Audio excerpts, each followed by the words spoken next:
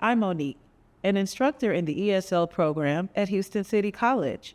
And here is your ESL phrase of the week: break the ice. Break the ice means to say or do something small to make people feel comfortable and start talking.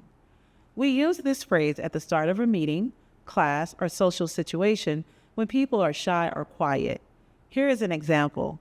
He told a funny story to break the ice. Another example, the meeting is quiet. I'll break the ice with a quick game. Break the ice, your ESL phrase of the week. Thank you for joining us.